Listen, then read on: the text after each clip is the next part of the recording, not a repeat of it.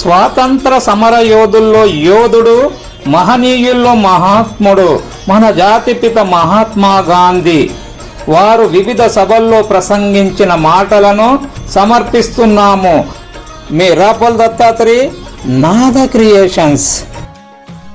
Episode 3 వందే గాంధేయం.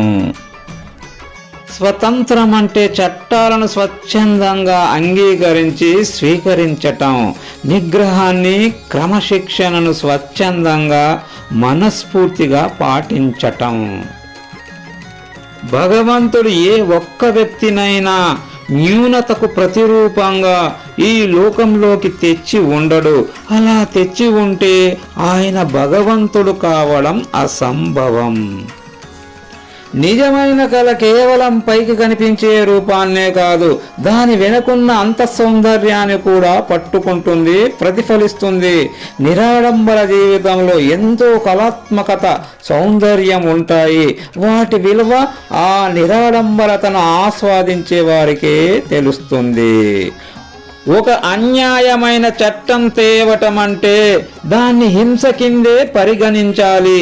ఇక దాన్ని ఉల్లంఘించారంటూ ప్రజలను అరెస్టులు చేసే పరిస్థితి ఉందంటే అంతకు మించిన పెద్ద హింస మరేదీ ఉండదు. కొందరు మాట్లాడకుండా అస్సలు ఉండలేరు. దీనివల్ల సమయం వృధా తప్పించి ప్రపంచానికి జరిగే పెద్ద మేలేం ఉండదు. అందుకే నేను సాధన చేసి మరీ మనసును అదుపులో పెట్టుకోవడం నేర్చుకున్నాను. తగినంత ఆలోచన, మానసిక మతనం లేకుండా నా నోటి నుంచి ఒక్క మాట గాని, నా పెన్ను నుంచి ఒక్క పదం గాని జారింది లేదు. మానవాళిని నడిపించేది, శాసించేది ప్రేమ సూత్రమే గాని మరోటి కాదు. మనల్ని నడిపించేది స్పర్ధ. హింసే గనక అయితే మానవ జాతి ఎప్పుడూ అంతరించిపోయి ఉండేది. ఆ విషయం గుర్తించకుండా మనం గొప్పగా చెప్పుకునే నాగరిక సమాజాలు, దేశాలన్నీ ఇప్పుడు కూడా మన సమాజానికి హింసే మూలాధారం అన్నట్టు ప్రవర్తిస్తుండడం పెద్ద విషాదం. అధికారం అనివార్యంగా శక్తిమంతుల చేతుల్లోకి వెళ్లేందుకే ఇష్టపడుతుంది, వారిని ఎంచుకుంటుంది. ఆ శక్తి అన్నది భౌతికం కావచ్చు, లేదు కేవలం గుండె బలం కావచ్చు. గుండె బలం అన్నది ఆత్మశక్తికి తార్కాణం అన్నది మనం మర్చిపోకూడదు.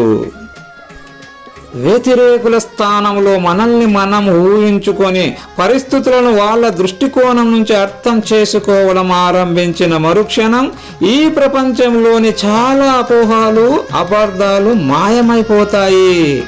7 వారాల పాటు నేను తెలుగునాట ఎన్నో గ్రామాల్లో, పట్టణాల్లో పర్యటించినప్పుడు ప్రజలు అశేషంగా తరలి రావడం నాకెంతో సంతోషాన్ని ఇచ్చింది. ఎన్నో చోట్ల నాకు సన్మాన పత్రాలు సమర్పించారు. మచిలీపట్నంలో ఇచ్చిన పత్రాలలో అధిక భాగం నన్ను గురించి స్తుతిపూర్వక విశేషణాలతో మాత్రమే నిండి ఉండటం నన్ను చీకాకు పరిచింది. అటువంటి పొగడ్త, ఆ సన్మాన పత్రాలు చదివిన వారికి మేలు చేయదు సరిగదా. అందులోని విషయాలను సన్మాన గ్రహీతలు నిజమని నమ్మినట్లయితే వారికి కీడు జరిగే అవకాశము ఉంది. కాబట్టి నన్ను స్తుతించే వారందరూ వారి సన్మాన పత్రాల్లో అతిశయోక్తులు మానవలని నేను మందలించాల్సి వచ్చింది. ఒక మనిషిలో పొగడదగిన సుగుణం ఉన్నదని మరొకరు నమ్మినట్లయితే ఆ సుగుణాన్ని తాను అనుసరించటమే నిజమైన స్తుతి అని నేను వారికి నచ్చజెప్పాను. ఈ విషయాన్ని ఆంధ్ర కార్యకర్తలు తక్షణం గుర్తించినట్లున్నారు.